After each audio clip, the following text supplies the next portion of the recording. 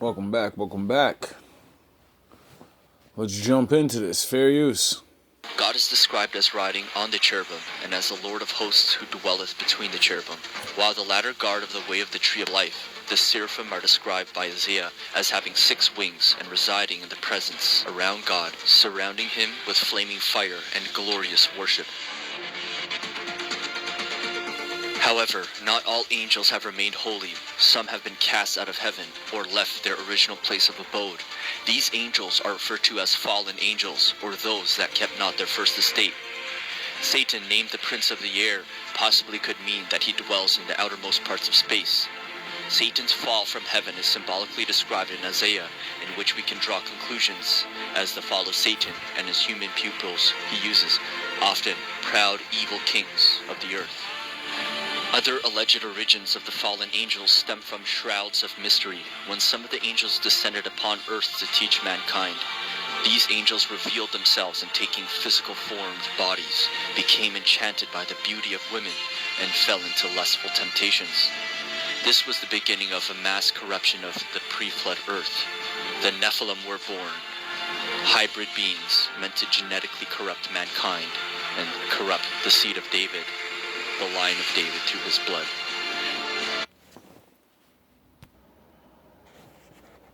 So, you heard that, right? Hey, do you know about the caste system of Cybertron during the Age of Rest? You won't if you only watch Transformers Prime, and that is why you wouldn't understand the Decepticon cause. Are the Decepticons just a bunch of evil Cybertronians trying to conquer worlds? Not at all. Did you know that outside of Transformers Prime, there are books and comics that expand the universe and tell you about Cybertron's past? Now then, Transformers Prime references the material, but you, the viewer, will Fair use. never get the full picture unless you know the background lore. So here are the sources of this video essay. I have other videos that go more in depth about the sources, such as the chapter-by-chapter summary of Exodus, and the Covenant of Primus' breakdowns by historical ages. The Covenant of Primus is the lore book for Transformers Prime. We will take quotes from The Age of Rust and Earthfall, the section on D16. Then there is Exodus, the first novel connected to Transformers Prime that covers Why is it called Exodus? Optimus and Megatron's past, how the war began, and why most Cybertronians left Cybertron. Chapters 1 to 15. There are 2 more novels, but they aren't relevant for today's topic, except for one quote in Retribution. The trial scene in Exodus has a comic that takes the text from the book and gives it pictures. I'll be using the comic to show interesting visuals. Transformers Prime Beast Hunters is a comic series focused on the Dinobots and other Autobots. Why is it called Beast Hunters? Left behind on Cybertron to continue the fight against the Decepticons. The events take place during Season 3 of Transformers Prime and connect to Predacons Rising. It shows the dark side of the Autobot cause and light in the Decepticon one. Now I want you to be prepared to rethink how you see Autobots and Decepticons. Here are some quick ideas to start you off. Decepticons have friendships just as dear to them as friendships Autobots have with each other. They want revenge for dead comrades the same way RC does. Autobots and Decepticons have their own terrible people mixed into their ranks. Autobots have killed other Autobots, such as an Autobot cannibal. No, it was not Sunder. Optimus is a moral idol, although he has his own biases, and while Autobots strive to be like him, they are not him and do plenty of immoral things themselves. You should not consider Megatron as a Decepticon cause because he has strayed way too far from it, especially with the purple drugs he has been taking. Most Decepticons in Transformers Prime are selfish and not acting in the name of the cause anymore. The most accurate representations of the Decepticons are So now the new Megatron's hopped up on purple drugs or something, and he's all like fucking crazy. They changed his whole shit. Wing and Breakdown.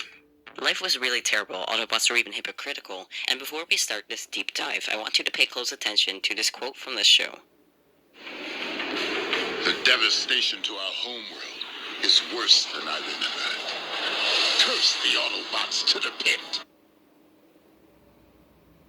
Why would somebody say curse the Autobots to the pit?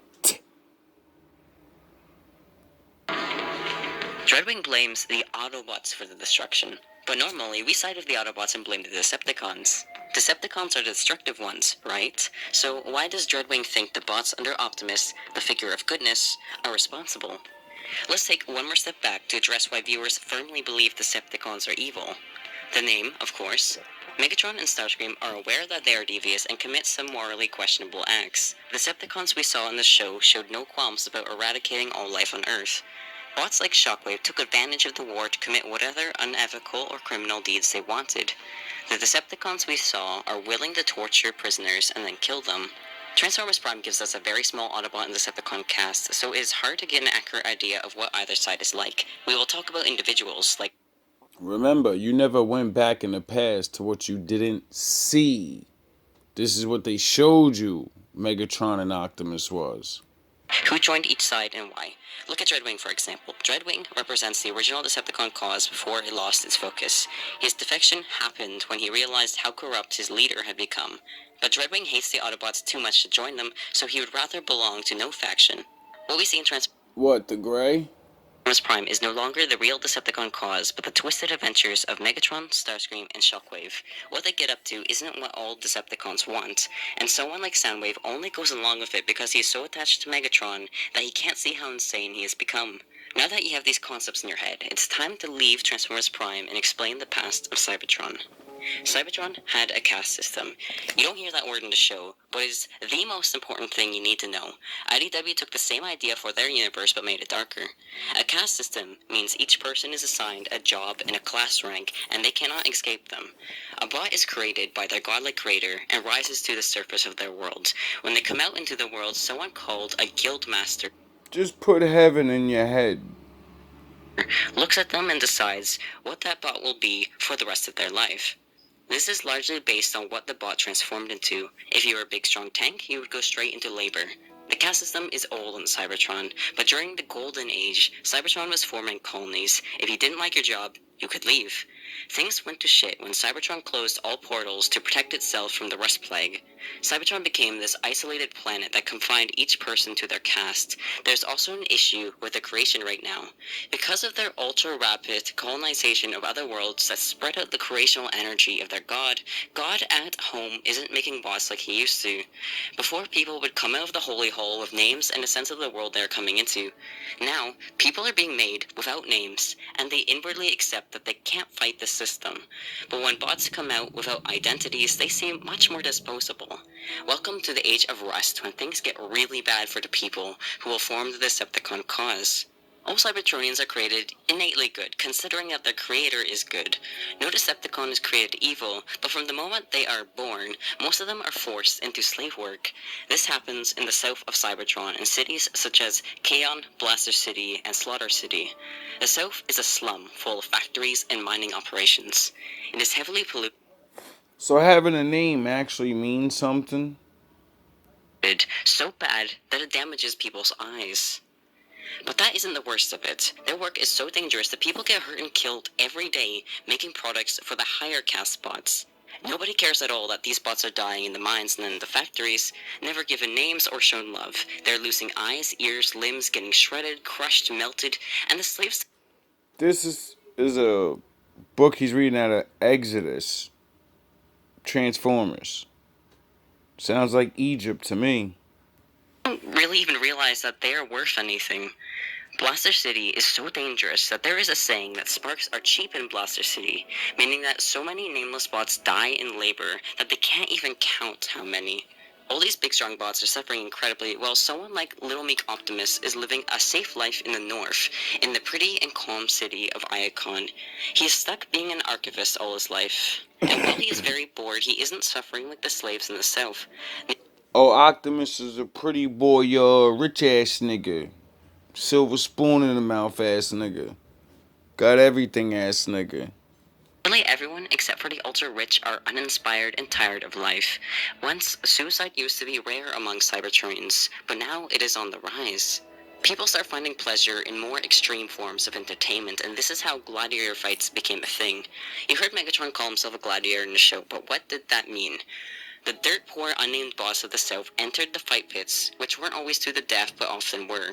They killed each other for the entertainment of a crowd, and this was most likely voluntary. Why were these slaves volunteering to risk their lives? The biggest reason was because this was the only way to make anyone care about them. Damn. Megatron talks about valuing life only as he killed people just like him. Megatron enters the fights under the name Megatronus and becomes famous by constantly winning. That is when people care about what he has to say. Megatron realizes that Cybertron is deeply corrupt, and he encourages other slaves to value themselves and dream of a better life. The North hears Megatron's speeches of the web, and it shakes some and enlightens others. Megatron talks about the caste system's oppression, and Optimus, as Orion Pax, hears it but only thinks of his own boring life. When he contacts Megatron to tell him his words have reached Iacon, Megatron tells him that Orion's life is a dream for slaves who would do anything to have his safe, comfy life in a clean city. You read Exodus, and Orion never grasps how bad life was for Megatron. Optimus used to be bothered by pettier things like not being able to go to the amusement park. Northerners lived in ignorance or simply did not care about the nameless bots making their products. Exodus explicitly points out Jazz as someone who watched an illegal gladiatorial fight in Iacon. Jazz is a classic Autobot character, friendly and upbeat, but he was having a great time cheering as he watched people horrifically murder each other. You know what's worse? Jazz is aware of the horrors of the South, but he doesn't care. With Jazz, I let you know that nearly all Autobots are these Northerners. The Autobots were the middle-class to high-class Cybertronians who took advantage of the slaves and watched them die as entertainment. Oh, really? Are you starting to get why the Decepticons would hate the Autobots? There's even more. The Northerners watched these dirty bots kill each other, and the corpses were taken apart so that the rich could buy their parts. If you were a slave, you didn't get a funeral. Remember how slaves were losing parts and getting eye damage in the South? They would also pick each other apart to fix themselves. There was a whole black market organ trade there in Kaon. Another reason bots could have entered the gladiatorial pits was because it was the only place the slaves could get access to medical care. Pit surgeons like Shockwave are there to fix up gladiators like Megatron, but also to mess with them and make them more powerful. So Shockwave was a fucking medic. That's crazy. I never knew that. slaves were very pressured to risk their lives for money, love, and free healthcare. It's very messed up what it meant to be a gladiator, and now you understand that the true monsters are not the killers in the arenas, but the higher castes making this happen. So Megatron is not just some bot looking for power. He is a deeply damaged individual with a lot of hatred inside him for the higher castes. It is honestly incredible that he's nicer than he should be, befriending a little archivist to teach him about equality. So Transformers Prime starts here with its lore. Ratchet tells a short story about Optimus and Megatron's friendship, but it is a very biased telling that misses a lot of information. Some information is even wrong, which may be the writer's sloppiness, but everything can only be interpreted as Ratchet being biased as hell. The main points are right. Megatron teaches Orion Pax. Both of them promote equality and are against oppression. Then they appear before the High Council to demand change. Ratchet says that Megatron gives a speech about taking political power by force. That is true, but Ratchet says it like it is very evil. Optimus' speech is also about equality, but he suggests a peaceful change in politics. This is presented as the good guy speech that makes Optimus deserve being named the Prime by the High Council. Ratchet says that Megatron is motivated by jealousy and spite, but that puts it lightly and makes it look like Megatron had nothing but greed driving him. He wasn't power hungry, he was a slave fighting for the rights of his people.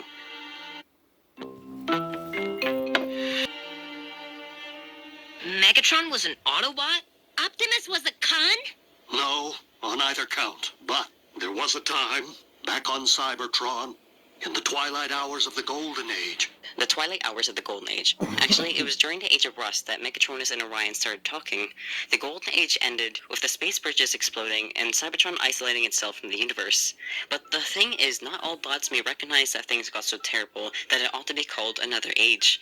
Ratchet, referring to the Age of Rust as the twilight hours of the Golden Age, may be a writing mistake that can be interpreted as not recognizing how terrible life was for other people because Ratchet's life was still good.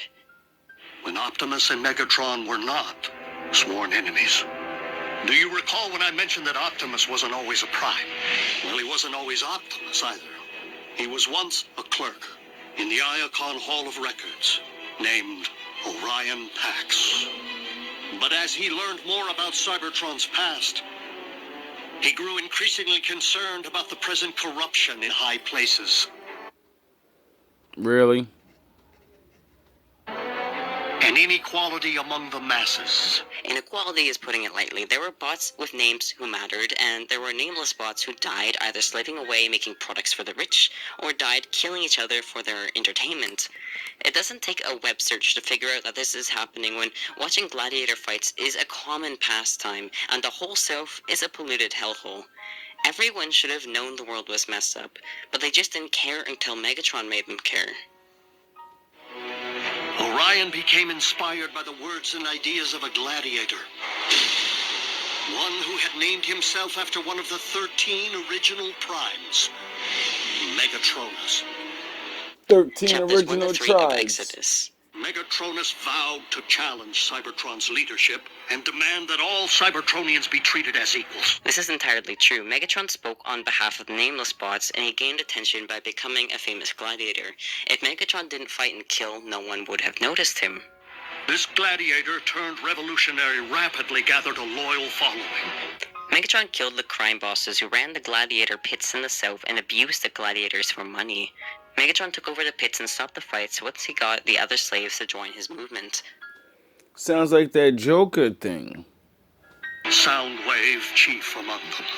Soundwave was originally a counselor, so disgusted with the other counselors that he left them. He went to Kaon to live among the poor, and he met Megatron in a non-lethal gladiatorial battle. Wow. Soundwave cared deeply about the suffering of the slaves, so this is why he is a truly loyal Decepticon. Get ready to love Soundwave, because this is what he said: "I won't stand here pretending to be better than those laboring in the mines and the smelt yards." Orion began corresponding with Megatronus, who came to be something of a mentor to him. Orion and Megatron began speaking to each other in messages until Orion visited Megatron for the first time. I'm saying Megatron because very quickly, Megatron switched to his shortened name at the start of the book. As Megatronus left the gladiatorial arenas for the political, he saw fit to shorten his name. Ratchet is wrong, but may not actually know when Megatron changed his name. Megatron did not choose Megatron over Megatronus, but a chanting crowd did it. Megatron liked having an individual name that packed a punch. Before long, Megatron appeared before the High Council to propose his vision for a just society. And it was here that he began to reveal his true colors, proclaiming the need to overthrow the old guard with force, and arrogantly demanding to be named the next prime. Now, if he really thought that, why the fuck did Optimus end up being the one leaving? Why? That again makes Megatron sound ultra evil, but when you know just how terrible the High Council was, how it oppressed and killed thousands to millions, yeah, Megatron is right. Plus, yeah, he's gladiator fighting or whatever, but, he can see what's going on and nobody else can, so he actually probably can see how much power the, creator thing has, so he's like, there's no way of fighting our way out of this one. We gotta talk. I gotta let them see, like, yo, we could do something, please. We could do more than what we're doing here. Who want to overthrow the old government. How many countries are where they are today because of revolutions? It is very common for governments to be forcefully overthrown when the people have had enough. And when we read stories about them, we see what they did as heroic. Why does Transformers Prime tell us to call these terribly oppressed people evil for resorting to violence? Of course they would resort to violence after everything they suffered. They were never heard or valued before, and so they had to do things like acts of terrorism, just like the past revolutions on Earth. Now, see, remember when I said think of heaven? This is what Satan convinced the angels of. You're getting done dirty. You don't have a higher position. Baby, baby, baby. But I bring this up because they like to flip the fucking story in between Optimus and whatever, Megatron. And I'm not beef for this shit. Who expects that the poor in the French Revolution would let King Louis stay in power over France just because he apologized? The government would get to keep control over people they gave no shits about, and they don't get punished at all. Megatron has every reason to hate these assholes, and he can only trust a lower caste pot like himself to make certain that his people will get treated right. So before the court scene, you should know that there are a series of terrorist bombings on places like the amusement park and the homes of artists in Polyhex. Megatron denies ordering these attacks, but we assume he is full of crap because he takes the opportunity to justify the attacks. When you read stuff like that, it's chilling. The rage is so justified and would be seen as heroic if we didn't come into Transformers with this bias that Decepticons are the evil ones. But Orion did not believe in violence as a means of achieving justice. The sparks and minds of the Council were moved by Orion's words. That is true. Orion delivered a speech about a peaceful shift in Optimus. political power. Optimus deserves to be a prime, but Ratchet describes this scene as a very emotional, touching moment. It isn't really because the Council are undoubtedly bad people, some worse than others, but of course they would prefer Optimus's speech because he promotes a peaceful change in politics. That protects them. They don't like the idea of being forcefully overthrown, and even before Megatron's speech, they hated him. They were biased and classist. When they started talking to Megatron, they made a big deal out of him choosing a name when he wasn't given one by Primus. Here are some points Megatron made during his speech while describing his past life. They could have destroyed all of them. Here, for the first time since Cybertron's golden age, stood someone worthy of being a prime.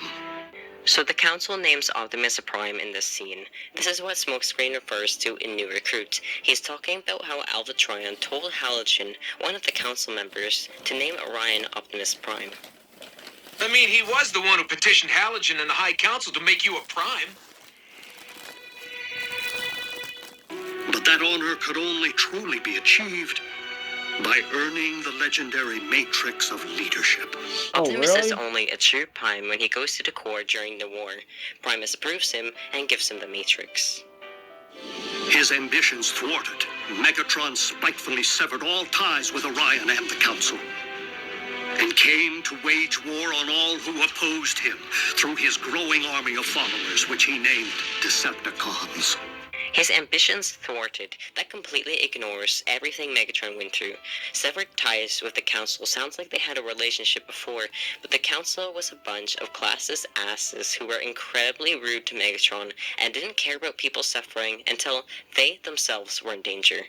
Oh, and how can we overlook spitefully? Spitefully, as though the Decepticon cause is just a bunch of petty people, not people who had no rights while people like Ratchet did. He vowed to claim the Matrix for himself, wherever it might lie. In time, warfare consumed Cybertron. More biased language that sets up Megatron as an ambitious evil tyrant that is far from what he was at the start. Poisoning the planet to its core. Orion journeyed there, hoping to reverse the ill effects, and found himself before the very spark of our life-giver, Primus himself. This is the end of Exodus when the Decepticons try to create more Dark Energon, but then accidentally poison Primus. Optimus goes to the core, and Primus gives him the Matrix. Alright, now that we have covered that, let's go back to Megatron turning on Optimus. Why is Megatron so crazy about Optimus and so set on killing him himself? There are many reasons. Here are a few quotes from the Covenant of Primus describing how Megatron is motivated from rage and pain. First, it starts with Megatron being forced into slavery by the current Prime of Cybertron managing the caste system. Now, when Optimus becomes a Prime and Megatron sees it as a grab for power, he is reminded of Sentinel Prime, his old oppressor.